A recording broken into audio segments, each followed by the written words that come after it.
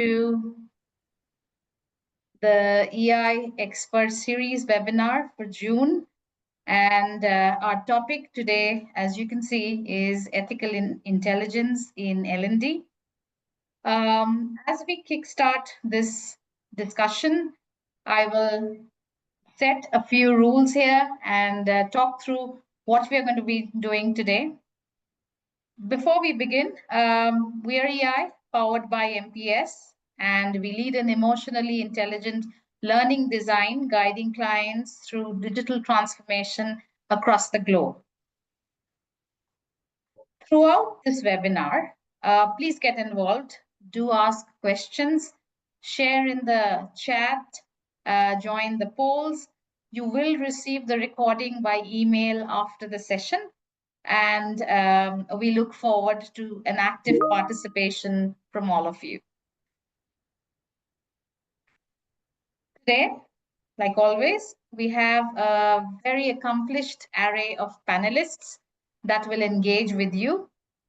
I will start by introducing Priyanka Mishra, who is an accomplished HR leader with over 18 years of experience across IT and ITES, manufacturing, FMCG, oil and gas, and the HVAC sectors. At Blue Star for nearly 6 years, she currently heads the Corporate HR Center of Excellence for Talent Management Learning in DEI, a certified coach and LLP practitioner. Priyanka is skilled in multiple psychometric tools and was recognized in Jombe's top 10% Women Leaders Club. Priyanka is deeply passionate about mental health and value-based youth education. Welcome, Priyanka, to this webinar today as a panelist. Thank you so much for having me. All right, next up, we have Kimberly Fabelich, who serves as the Director of Learning Curation and Design for Zen Guide at Proofpoint, leveraging her background in developing security-oriented policy and training in the international development sector and Canada's national defense sector. Kimberly offers specialized expertise in effectively communicating complex threat landscapes to users. And it's a pleasure to have you back again as a panelist, Kimberly. Thank you. It's great being here. All right, and finally, I am Soma Bhaduri. I'm a learning and performance consultant with over 20 plus years of experience. I specialize in learning design that helps in maximizing ROI and focusing on global learning strategy, workforce enablement, and performance ecosystems. I will be your host and moderator for today. All right, so as you can see, we do have quite a meaningful and action-packed agenda today. So whether you are leading teams as part of the compliance heads or part of L&D that drives compliance trainings, inclusive trainings in your organizations, this webinar is sure to offer you enough and more to take back as you participate and go through everything that we have today.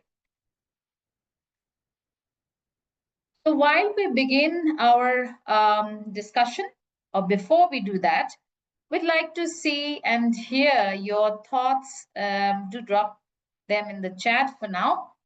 And we'd like to hear what are your thoughts about the following. Compliance as a culture enabler and not a regulatory chore. Does this align with your organization's approach to compliance? So we'll be curious to understand and hear your thoughts. Do please drop them in the chat as we move along.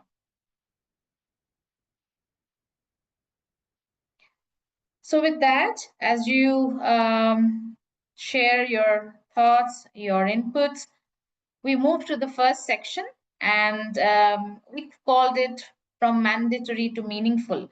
All because this is compliance, and we know that there are regulatory details or implications that one needs to be mindful of. But then, having said that, we do understand and know that compliance training needs to be quite meaningful. There needs to be a shift from being that transactional compliance-driven organization to something more value-driven, a value-driven learning system as part of the compliance ecosystem overall.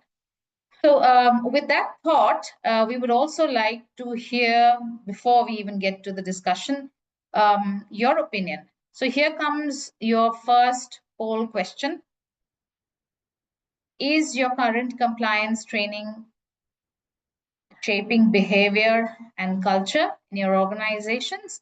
Do please make a selection. Let us know of your thoughts and inputs, and we'll move on from here. You have roughly a minute to do so.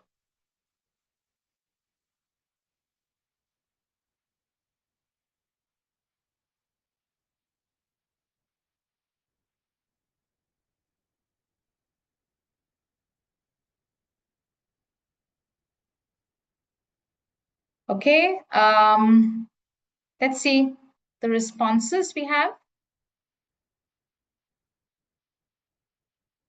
Oh, quite interesting. So it's a great, I think 70+% that we see where we're saying the current compliance training is definitely oriented in most of your organizations towards shaping behavior and culture, unlike the usual mandatory training. So with that, with those insightful thoughts from our participants, Kimberly, I come to you. My first question to you is, why do you think compliance often feels so disconnected from the real work, and how do we bridge this gap?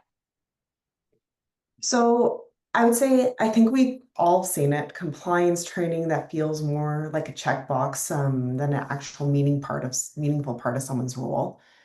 The core gap is that compliance really doesn't reflect the lived experience of the learners. It's often abstracted from the roles, the tools they use, and then from the moments that they actually need guidance.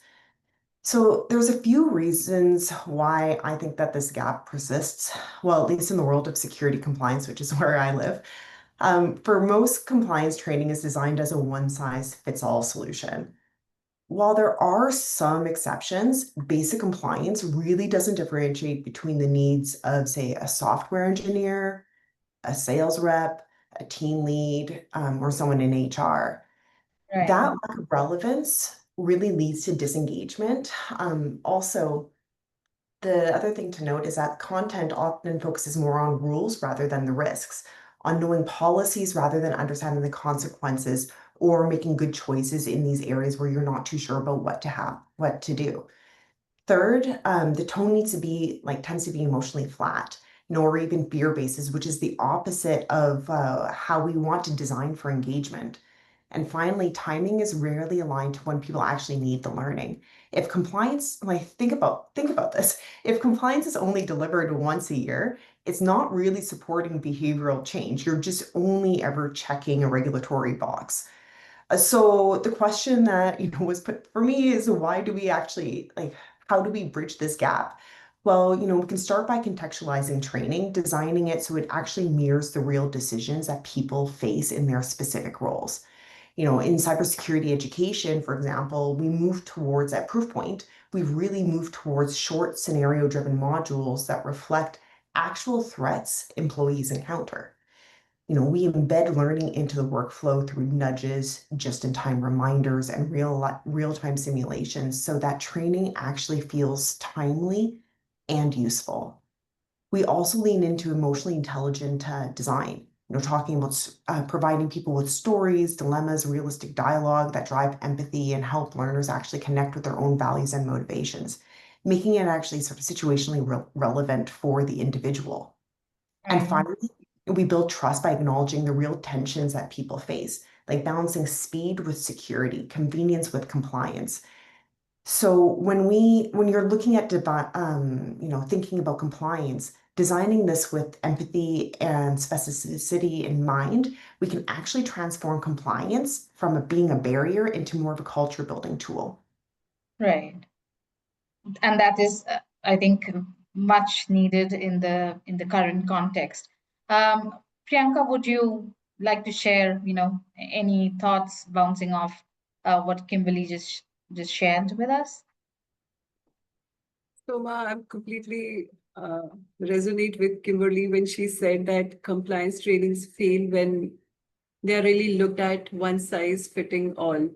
Um, if you ask me, I truly believe that emotionally intelligent learning transformation, and especially when we build that in the sphere of compliance trainings, it really makes it move from that tick box activity to a value driven experience. And at its core, emotionally intelligent learning solutions, they recognize that, human are not just supposed to absorb the rules, they are supposed to respond to it. They're supposed to relate to it. They are supposed to empathize it. They are supposed to trust it, but that happens only when our compliance solutions resonate with them at an emotional level. And that would mean that there should be a shift from looking at compliance from purely a space where the fear of penalty drives people to a place where it looks like creating a shared responsibility of owning certain rules and regulations, but they are deeply rooted into the human behaviors and values. So solely when we create the content which resonate with the learners at an emotional level, when we humanize the compliance content, this is when people start looking at it from not just from the place of that what is that they are supposed to do or should not do, to a place that why they should not do or they should do. So that's what I would say is my take on it. Right, and very important, and thank you, Priyanka. Very relevant inputs from Kimberly and Priyanka both. And no wonder this is something we also are seeing and trying to drive through the learning, the compliance trainings that we at EI create. And I have two demos for you, just to show how meaningful both the panelists, the their sort of the thoughts that they have laid makes such a lot of sense in actual situations. So I have two demos here, like I mentioned. One is the more traditional click-through story-driven, sort of a narrative, whereas the more modern and story-driven ethical dilemma, that we want to bring in to highlight or to help learners realize what is the impact of not complying, or why should you comply, instead of pushing them towards it. How can we pull them through these extremely powerful storytelling modalities? So let me show you a demo each, and we can take it from there. I have put this assistant up where. So I will just give me a second, please. And I hope you can see my screen. And you can hear the demo as well. I mean, this, of course, doesn't have voice. This is more a traditional click-through where you just read and you can see information pop up, and you can see, different kinds of requirements popping up without really explaining what the learner needs to do. It is just about clicking and knowing the information that one has to. Now, from there, we move to something which is another very powerful mechanism, like I said. So today, if I were to now train somebody on a sensitive topic like the POSH compliance, something which every organization needs to, the message is quite, similar, dry, I would say, in a sense, because that's something one needs to comply with, but also very sensitive, something which needs a behavioral shift or a change and a mindset change. So, how do we do that? Through our story driven and storytelling approach. So, this is for World Bank Group. You will see us talking about very short episodic videos. You will see a set of characters. The story or the concept is driven through the entire narrative which has been created using these characters And you will see by the time we end this episode, which is no more than 2 minutes, like you can see, how does it make an impact or a difference for the learner. I will let you listen to this, and I hope the sound is up. The World Bank Group remains committed to preventing and addressing sexual harassment in the workplace. Our comprehensive action plan includes increasing awareness and understanding of the issue through ongoing dialogue and training. Each one of us can play a role in addressing sexual harassment. To do so, we need to be more aware and know how we can take action. This is one in a series of videos that examines an incident from the perspectives of different people. As you watch, think about how you would act or react if you were in their position. In this episode, it's almost the end of the week, and 6 colleagues go out for drinks after work. They head over to a nearby bar. It's really crowded at this hour, but they manage to find a private table. After a few rounds of drinks, everyone is relaxed, and the conversation is lively. But one of the group, Mitchell, seems more interested in his colleague, Kara, than in the conversation. They are seated next to each other, and, as they talk, Mitchell puts his arm around Kara's shoulder, moves closer, and touches her back. Kara shifts her seat away from Mitchell, and pushes his hand off, but she continues participating in the conversation, and she doesn't leave. Mitchell's actions don't go unnoticed by others in the group, especially by Nick and Maria.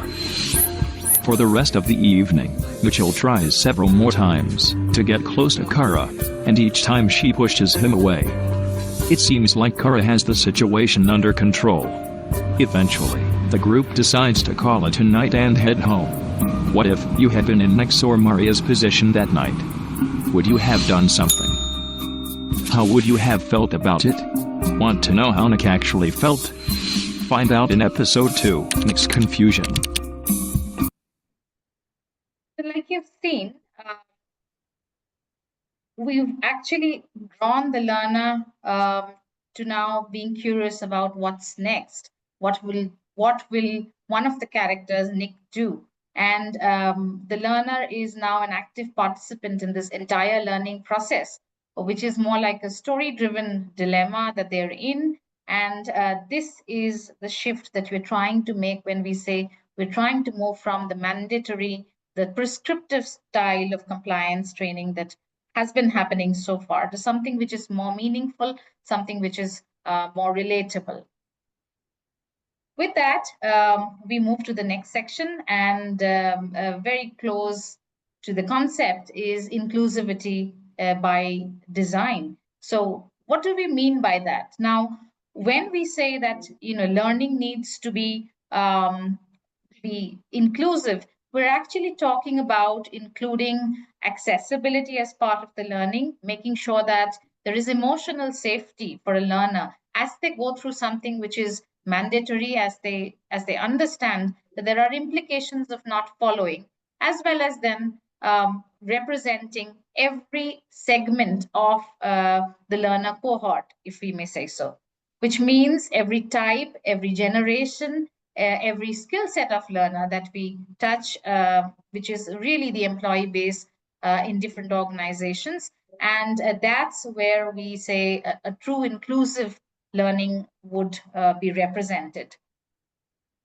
So with that, Priyanka, I come to you, and I'd like to understand what does inclusive design look like for you when it comes to a compliance context?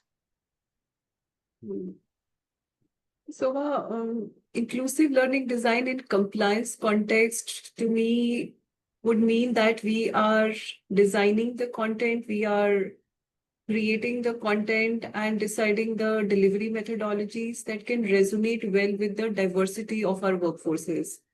Means that can respect how people are different, the way they learn, the way the place they come from, the way they engage with the learning content, and also how they interpret the meaning of it. So it's all about understanding their backgrounds, removing the barriers, and also make it work for them at an individual level rather than just making it look from their side as just meeting the checklist.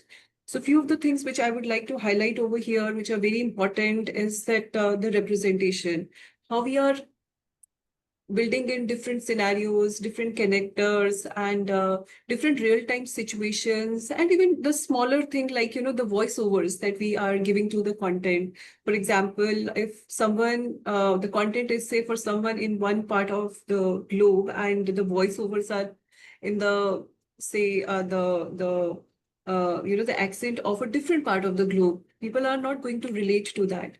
This is where we need to understand who our learner base is and for whom we are creating the content. And that is where the scenarios that are built in, the language that is being chosen for, the even the ethnicity and the cultural aspects of the individual, that should be built in. And that's what all about building the right kind of a representation. And that is when the content becomes engaging, especially when it is a compliance content. We have to admit this fact that compliance content is always looked from that lens of being pushed to the learners.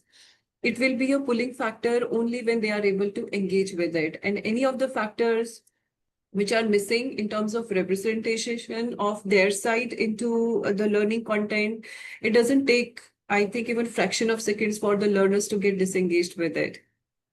Yes, very true. And another important thing is accessibility of the content, how we are taking care of the different learning needs of the individuals. I mean, people come from different learning abilities in the sense that they may need the screen readers, they may need subtitles, or maybe different flexible formats. How would they would like to consume the content, maybe in the audio form or in the visual form, or maybe audio plus visual. So that accessibility factor also needs to be taken care of. And along with that, how much psychological safety the content is able to build for our participants, especially as you rightly showed this demo, when we are delivering the very sensitive contents like sexual harassment or ethics. If whenever we are dealing with the content and people are not able to relate to it, they immediately lose the psychological safety and drop the content just like, at the drop of the hat.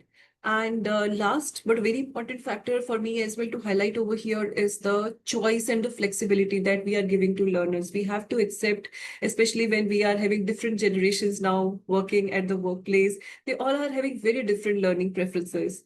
So while few of them would still prefer a very traditional classroom kind of a learning, but the way the entire globe is moving, digital learning is in. So how differentiated we can be into our way of delivering the content to them. Can we build the offerings like micro learning, bite-sized learning, multilingual access to it? So it's all about giving that choice and flexibility to learners to learn at their own pace and at their own time. So whenever these kind of aspects in terms of inclusive learning are built into the learning content, and especially when it is a compliance content, we move inch towards creating a pull for it rather than pushing the compliance content to our learners. And at Blue Star Limited, we are working towards embedding all these principles to make our content engaging, to make our content value driving for our people so that learners feel connected to it and they feel respected whenever they are consuming the compliance content. Right, something very important, I mean, to make the learner feel more respected, to make them feel included in the learning, because otherwise, no matter how beautiful a training we create, it actually has no meaning for our learners. Thank you, Priyanka. Well, I think we would also like to hear from you, all our participants, as to how inclusive is your current compliance training. The question is up on your screen. Do take a minute to answer and let us know of your choices.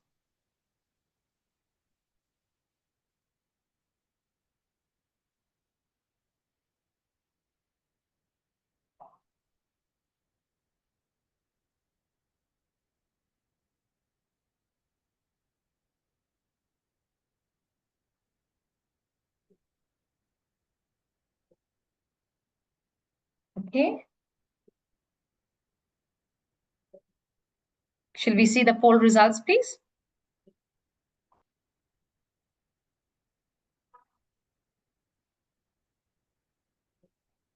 Okay. It's good to see progress. And while we only have 6% that says we are fully included, it's good to see that there is a sizable percentage that is somewhat ready or quite ready when it comes to inclusive compliance training. And this means you're including all the roles, all the identities, all kinds of abilities in your workforce to make training more inclusive. And with that insight, well, Kimberly, I'll come to you for your inputs. Now, when it comes to compliance or accessibility training, how do you think one should balance the global standards with local cultural nuances? So this is a really important question. This is also a very hard question to answer because accessibility, it's not just a technical standard, it's a human commitment for all the reasons that Priyanka was just talking about, right? And when you're building compliance training at a global scale, for myself, we're working with international customers. Many of my customers have to administer training across the globe from North America to Australia, different parts in Asia, wherever, so it's really hard to balance, like to be able to prioritize the global consistency with required for accessibility needs with cultural nuances.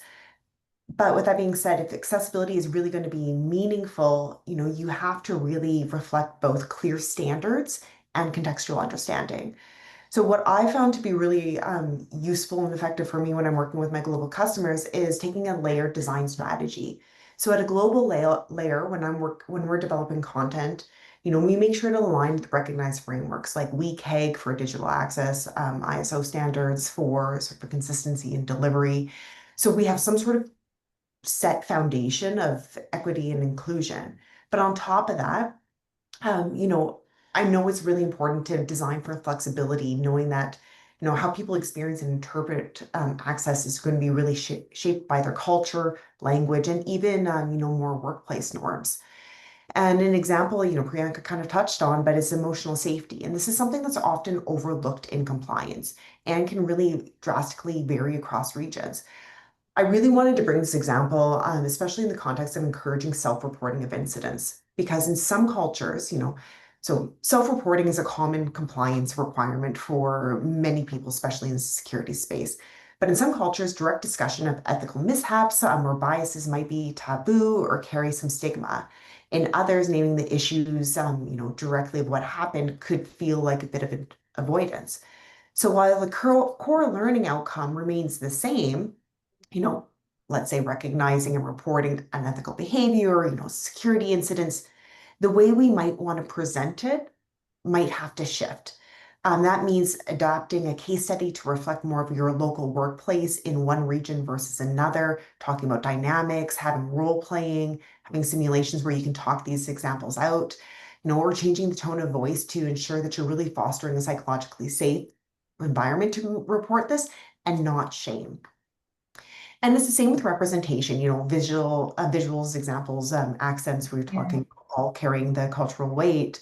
And this is something that we're really working on a proof point, but it gets a little bit challenging coming from my perspective because there's so many different customers that we're working with. So we really make sure to localize our content in about 43 different languages to span the globe.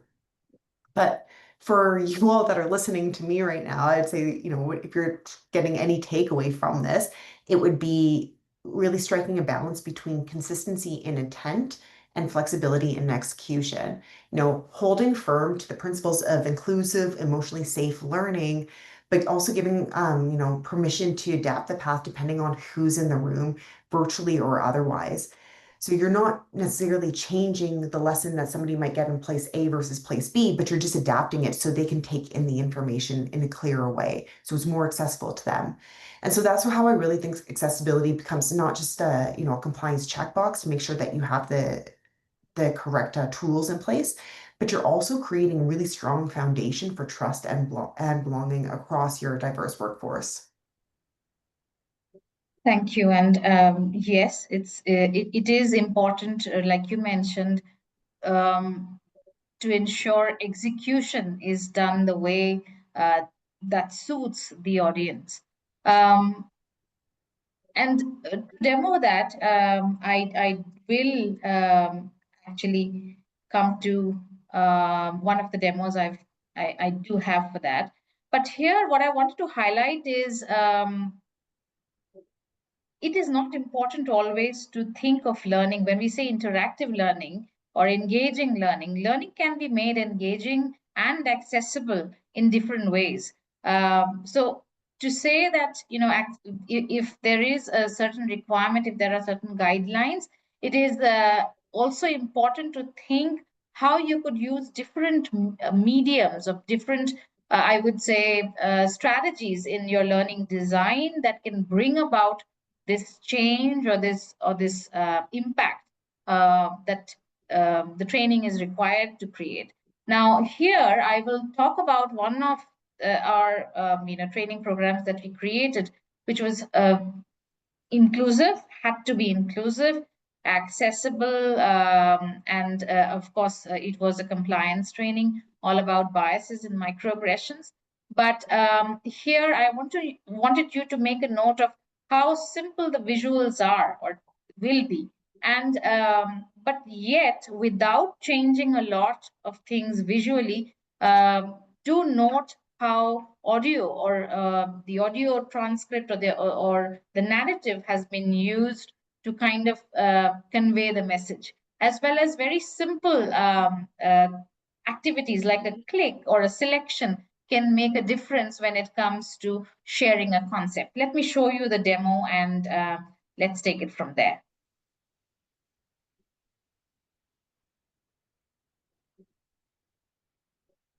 So here it starts. We accomplish this by developing biases, lenses that filter out certain things and let others in.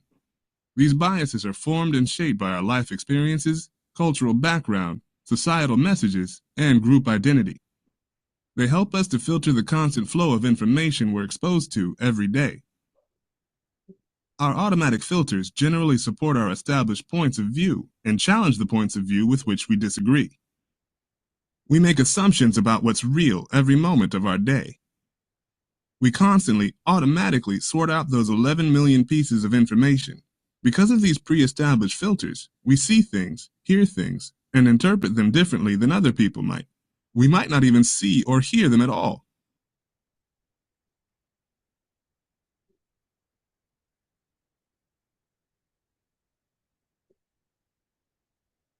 Here's an example.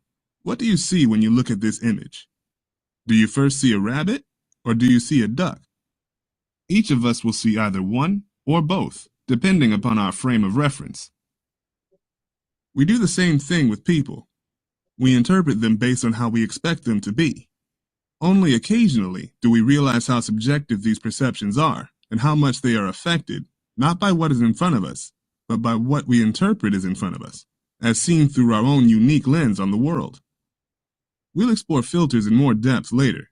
For now, let's take a look at some studies that demonstrate the impact of unconscious bias. Let's do a quick experiment. Look at these 4 figures and click on the one you think looks most like a CEO. There's no right or wrong answer here, so pick whichever one you want. Most people tend to click on the tall, white male, and for good reason. Most real-world CEOs are white and male. CEOs also tend to be tall. Even though fewer than 14% of American men are over 6 feet tall, over 60% of corporate CEOs are. In fact,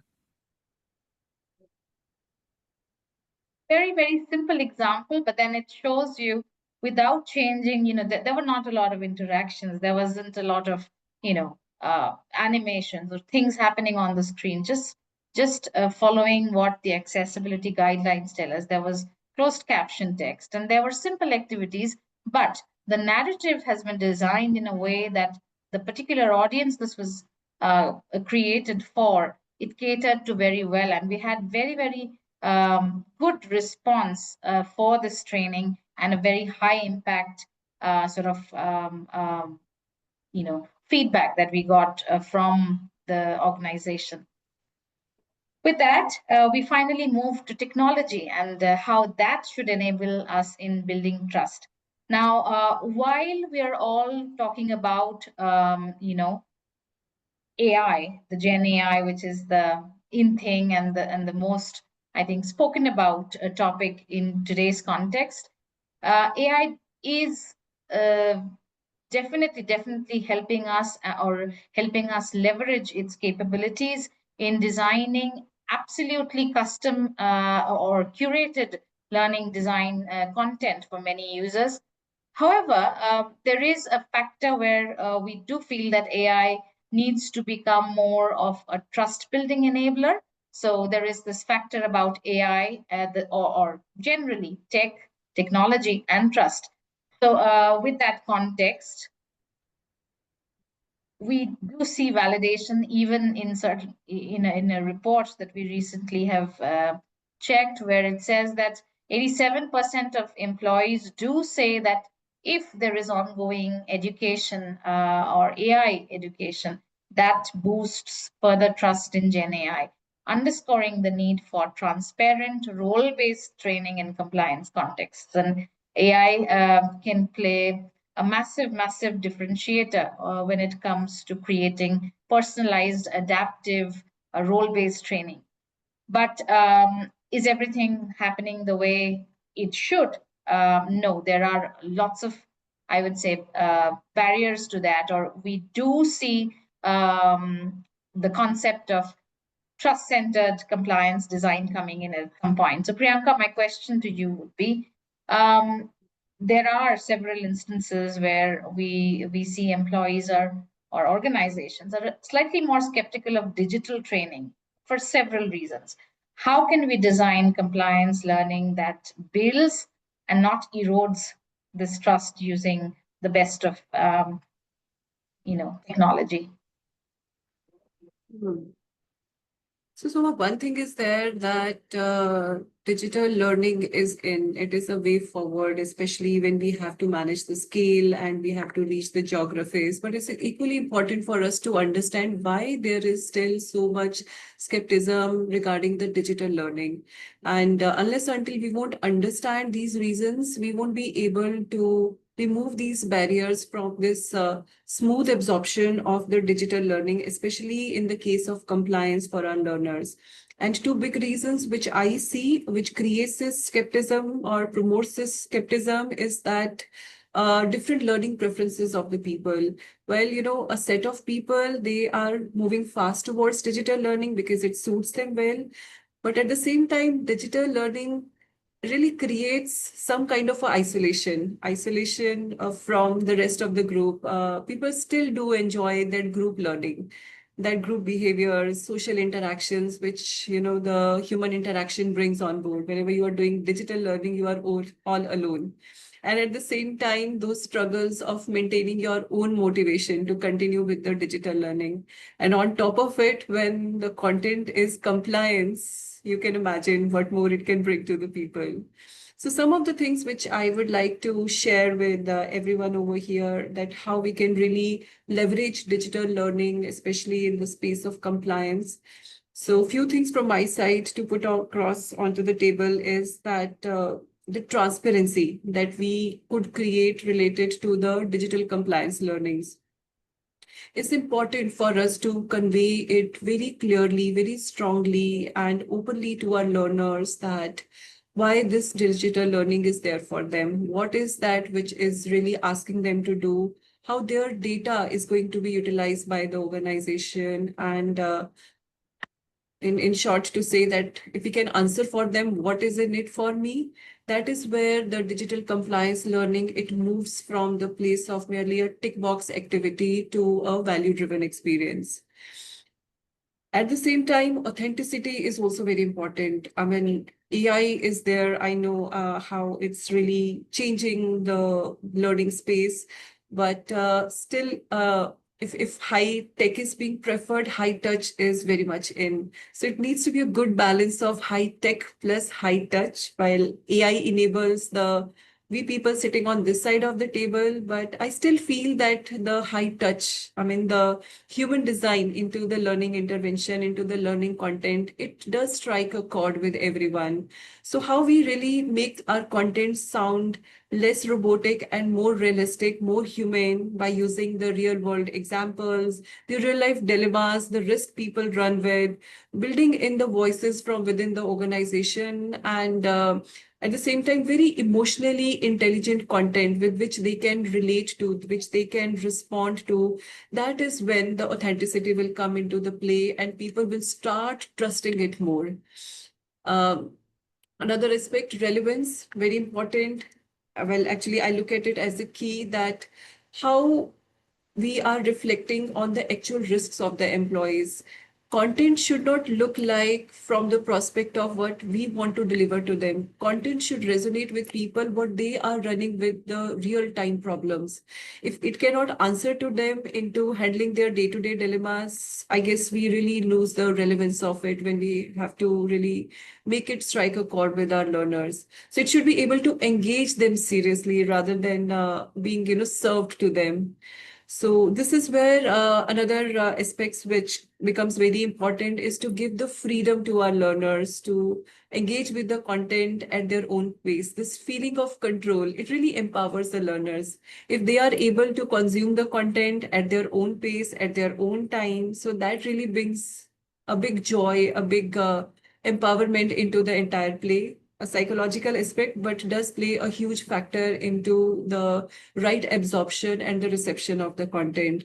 So it's all about basically experimenting and working on the indicators as they come to the play for us sitting on this side of the table. But yes, the digital learning, if we have to work, especially in the space of compliance, I really see these factors playing a very important role, and taking a little systematic care of these aspects makes a huge difference to learners who are sitting maybe far away, different parts of the globe, consuming the very similar content, but the reception of it to a great extent, at least we can attempt that it is happening at almost a similar level of resonance. Yes, and thank you. Yes, the human touch, um, making it relevant, making it real, just improves and increases trust. So Kimberly, with that context, I come to you to say we do understand that, like I said, AI does bring speed. It brings in personalization, curation that we need, but it also raises red flags around ethics, and we've seen that in many instances as well. What's your approach to using AI? How would you recommend we do that while maintaining trust? Yeah, so, for all of us in this learning and development space, we're in a powerful and sensitive position when it comes to AI. We have access to all these tools to personalize learning at scale, to bring up the speed, respond in real time. It also helps us to be able to adapt to learner behaviors in ways that were completely impossible a few years ago. But with great power comes great responsibility, especially in the context of compliance, where, trust, which has been a common theme of a lot of what I've spoken about today, is absolutely foundational in any approach. So what I encourage, so my approach when it comes to AI, the ethical boundaries, and what I encourage others in the learning and development space to adopt is to start with ethical design and not technical capability. And so, yes, AI, it helps us bring speed and personalization, but we can't lead with what the technology can do. We have to lead with what it should do based on the values that we really want to reinforce across our learning culture. So with that being said, there's a few core principles to follow. First, you really want to focus on transparency, letting the learners know how AI is being used in their experience. If you're using AI to tailor learning paths, flag behavior risks, like such as phishing failures, or phishing simulation failures, or suggest content, that needs to be communicated very clearly to the end learner. If learners don't understand how a system is making decisions, trust is going to erode really fast. Second, you need to maintain consent and control. So when designing AI-driven learning, remember that while some personalized training paths, especially in compliance, may be mandatory, you violated some sort of internal policy, you can still uphold learner consent and control. You want to be transparent about the training assignments and how it's relevant to their specific role and the organization's overall goals. And in those situations where like opting out isn't possible, try offering choices in content formats, kind of like what Priyanka was talking about, or pacing, or giving some additional elective modules that they don't have to complete, but they're encouraged to. Establish feedback in these channels for them to express concerns and relevance and fairness. Pairing support mechanisms like with coaches, discussion channels. This is all going to really help compliance, balancing compliance with learner empowerment and fostering trust. The third one I really want to highlight is human oversight. AI can surface insights, but humans still must guide the context, values, and judgment. Our compliance training, for example, might be part of a larger human risk management solution where AI is detecting behavior trends or tailing scenarios. But we still want to make sure that this is relevant and inclusive and emotionally safe. So again, goes back to what Soma was talking about earlier with the bias, representation, and unintended consequences. Consider that in whatever training that you're doing. But ultimately, AI is not just a tool for scale, it's a mirror for our intent. So if we use it thoughtfully, we can make learning more inclusive, more adaptive, more aligned with the values that we want to see across the organization. But trust, again, doesn't come from tech. It comes from us in these positions and how we choose to act and how we choose to roll out compliance requirements at every step. Very, very important. So I come to both of you, and in no particular order. Compliance is always beyond completion. No matter what we do, if we cannot measure it well, it serves no purpose at the end of the day. So very quickly, what should we measure really as part of compliance trainings? And I don't mean tracking completions, anything beyond that. So most dashboards do a tick box after we've completed. What do you think should be maybe one metric that you think should be measured, or what is it that we should be measuring? Priyanka, maybe you? So totally with you that compliance actually goes beyond completion. Rather, completion is just a starting line of it, cannot be the finishing line. So very important. We must start looking at compliance in terms of the dashboard parameters from the ROE perspective rather than the ROI perspective. Return on expectations rather than the return on investment. And when I say so, what I look at it, two things become very important when we are talking about the return on expectations. Expectations like, what organization is expecting out of the people to when they undergo the compliance trainings. One very important aspect is that how much is the behavioral or the mindset shift that is happening after such programs. Very difficult to measure, but still, if we could track few of the parameters, the tangible ones, like how much is the, the violations that are happening, whether there is an increase or decrease, how much more ethical decisions are happening across the organization, how many people are taking the baton and, speaking up against the non-ethical practices. These are some of the I would say behavioral aspects that we can look at it when it comes to having the right kind of measures built on the compliance dashboard. Another interesting thing which is coming into my mind is that how much is the engagement quality?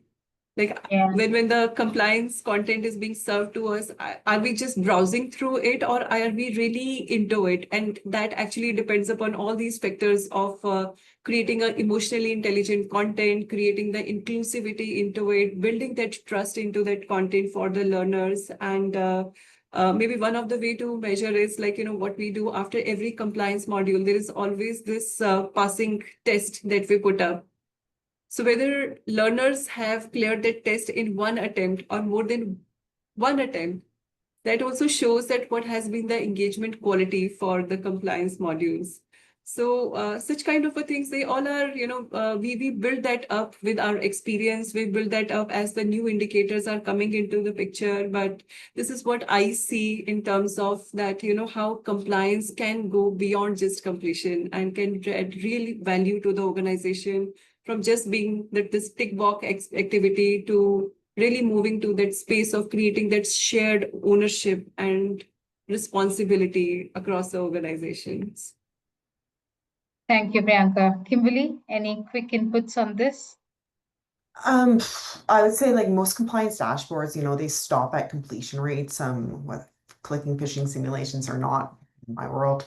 But checking the box doesn't really tell us if behavior is changing. What I really think we should be measuring is more human risk reduction. Are people applying behaviors in real situations? Are they spotting threats, reporting incidents?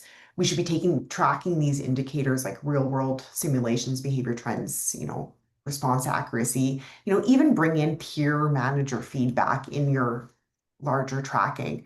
Completion tells us who showed up, but risk-informed metrics actually tell us who's, being safer. And that's really where learning development delivers the best strategic value. Thank you. And absolutely so. We always encourage, as part of our learning programs, that all compliance trainings must be linked to a tangible goal that the business unit, that the organization overall can realize as part of saying whether this training was effective enough. We are, again, using a lot of AI dashboards and AI-powered dashboards. I have a quick sample to show you an example of what we can do on top of, in existing sort of LMSs or LXPs that you have, to say what percentage of not just what tasks were completed, but what could be certain bottlenecks, what are really different aspects that can be tracked. Of course, we can show you other samples if you reach out, but just for You can now. ask that specific question of that specific project or portfolio or particular task, and it will analyze those details and give you a quick response on whether it is being tracked properly, if there is an issue in that specific project. In fact, there would be an orchestrator running at the back end at fixed intervals all throughout the day, where it will track and it will notify whether something is overdue, or there are some bottlenecks, or there is some attention needed on certain things. So there is a notification feature. There is an AI assistant here embedded, where you can just tag things in and it'll search through that knowledge base and give you the respective results. So again, this I have imagined as a full-fledged platform, but in case. So just to show you briefly what can be done, how customized dashboards can be created, and very easily so. We are almost nearing time, so I'm mindful of that. We have the Q&A section up, and we do have questions. I will pose it to any of the panelists. How do you ensure content is both inclusive and scalable across geographies? Kimberly, would you like to take a dig at that? Yeah, so I would say start with, so if you are able to customize content in a little bit of ways, whether it is adding, adjusting the front, like first slide, back slide, but making it inclusive is, I would say, finding threats or finding things that are really relevant to that region. So not necessarily focusing on branding to making sure branding is a certain way, but making sure that the topics is actually reflective of the person's roles.